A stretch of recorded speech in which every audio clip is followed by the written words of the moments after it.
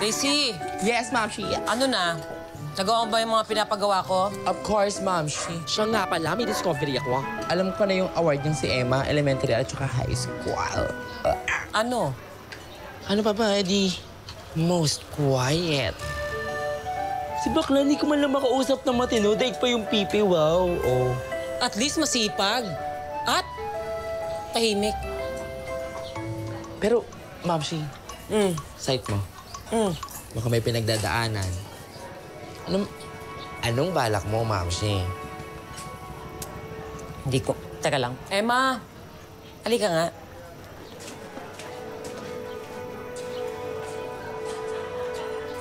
Alam mo, Emma, alam kong hindi tayo lubos na magkakilala, pero hindi ko maintindihan eh, magkakang loob sa'yo.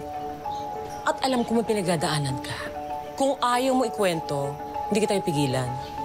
Pero may email tulong ba ako sa'yo? Lahat naman po tayo may pinagdadaanan, di po ba? Ay, bumalik sa akin. Bakit ganon? Ako yung nagtatanong. Wala na. Mag-isa na lang ako. Pati bahay wala dahil sa bagyo.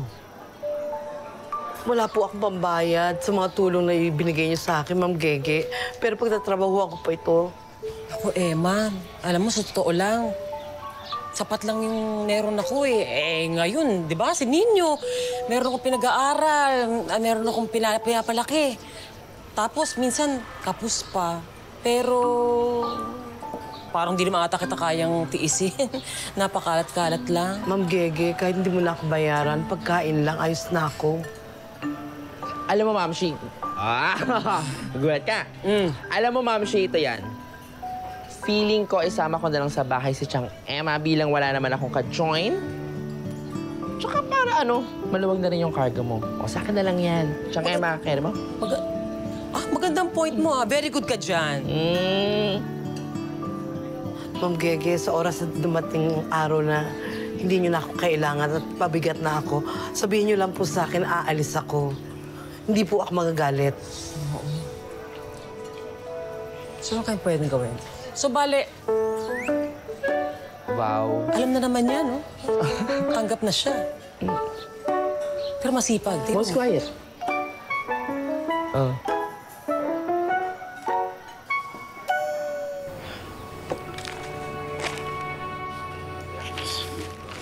May pa-double check na nga lang yun.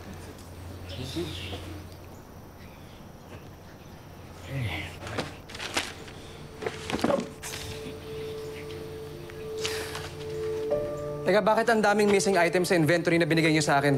Waldo, ikaw yung naka-assign dito. Bakit nagkaganto? Double check ko to, sir. Alam ko tama to. Siguradong tama? Ilang beses ko inulit yan. Ang daming nawawalang items. Pinagbibintangan mo ba ako nagnakaw ng mga gamit? Eh, bakit di mo paliwanag sa akin kung ba't maling-mali yung inventory mo? Alam mo pala kung paano gawin. Di sana ikaw na lang gumawa. Eh, sira ulo ka pala eh. Simula bukas, huwag ka na papasok, ha? Ano? Sisante ka na. Di pwede yan, engineer. Wala akong kasalanan. Naipon na ang lahat ng atraso mo. Pasensyahan tayo.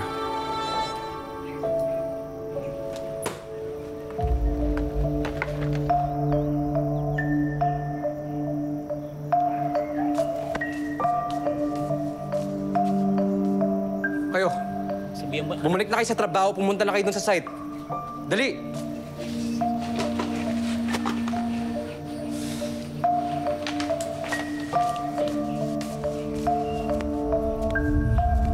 Problema ba, anak? Pahinga ka muna. Pwede ba? Huwag mo na akong pakialaman. Baka sakaling may maitutulong ako, anak. Wala. At kung pwede, umuwi ka na. Bumalik ka na sa pinanggalingan mo. Wala ka mapapala dito kahit ilang araw ka pa matulog dyan sa labas. Anak, hindi kita susukuan.